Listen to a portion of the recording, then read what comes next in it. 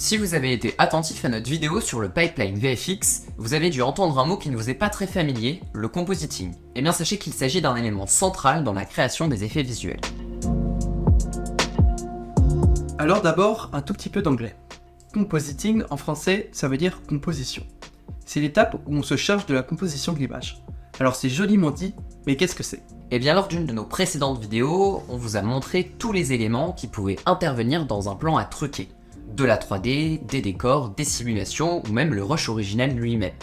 Le Digital Compositor, celui qui s'occupe de compositing, va intervenir en fin de chaîne afin de rassembler tous ces éléments. Il intervient donc à la fin du pipeline d'effets visuels, c'est son export qu'on envoie au montage. Mais tout cela mobilise un certain nombre de compétences. En premier lieu, quand le compeur reçoit le plan, il peut être amené à faire du restore, aussi appelé prep, c'est-à-dire effacer des éléments. Cela peut être des câbles, des marqueurs, des objets ou toute autre chose qu'on ne veut pas voir pour des raisons X ou Y.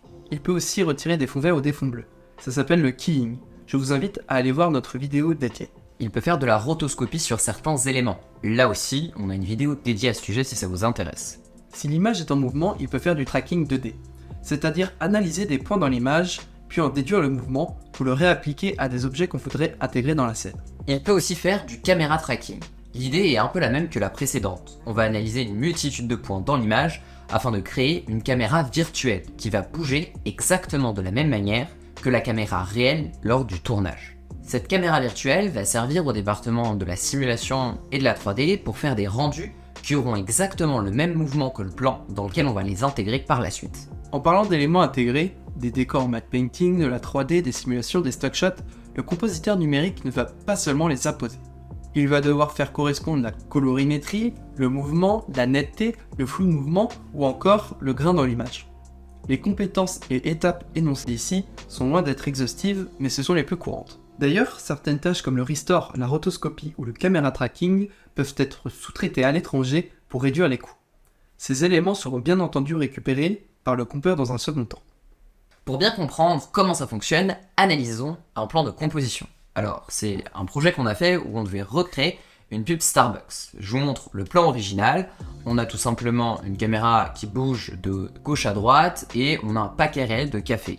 L'idée, ça va être de rajouter un paquet en 3D qui va tomber du petit meuble et qui est une transition entre le paquet 3D et le paquet réel. Tout d'abord, on commence par faire un camera tracking. Le logiciel analyse plein de points dans l'image pour créer une caméra virtuelle. Par la suite, on va faire du restore. On a un pied de lumière, des marqueurs qui nous indiquent où est la position de nos objets 3D, et ça on n'en veut pas, donc on vient les effacer. On vient faire de la rotoscopie sur les paquets de café à gauche pour les ramener devant ce qu'on a effacé. Par la suite, on vient ajouter notre tasse en 3D. On ajuste sa colorimétrie et sa netteté. On vient faire pareil pour le paquet de café, auquel cette fois, on n'oublie pas de rajouter du flou de mouvement également, puisqu'il bouge de manière très prononcée. On n'oublie pas de rajouter les ombres en dessous de ces éléments qui doivent être sur le meuble pour que ce soit physiquement cohérent et réaliste. Dans la suite du plan, on a notre paquet de café réel qui revient par le bas du cadre. On va donc le détourer afin de le faire repasser devant notre tasse ajoutée en 3D. Ensuite, afin que le paquet 3D qu'on avait avant soit cohérent avec le paquet réel qu'on a, on va supprimer la partie haute de notre paquet et rajouter le paquet 3D par-dessus, et là, on va le faire suivre avec un tracking 2D. Toujours pareil, on ajuste sa colorimétrie et son flot de mouvement. Ensuite, il nous suffit de faire une coupe dans l'effet pour passer du paquet 3D au paquet réel, comme c'était souhaité par la réalisation. Je suis sûr que vous avez maintenant tout compris au compositing et à son importance. A noter que pour notre explication et l'exemple, on est parti du principe que le compositeur travaillait sur du live, c'est-à-dire sur des images en prise de vue réelle. Mais même dans les plans entièrement en CGI ou dans les films d'animation, on fait appel à des compositeurs. Si vous vous demandez pourquoi, eh bien ça fera l'objet d'une prochaine vidéo. Merci d'avoir regardé notre vidéo, n'hésitez pas à vous abonner et à activer la cloche de notification. Et on vous dit comme d'habitude, à la prochaine pour une nouvelle vidéo.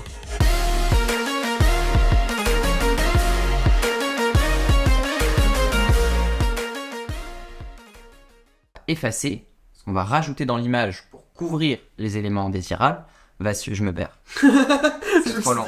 Ouais, il est chaud là. Je me perds, c'est trop. Faut que je reprenne à... j'ai expliqué... Ouais, ok.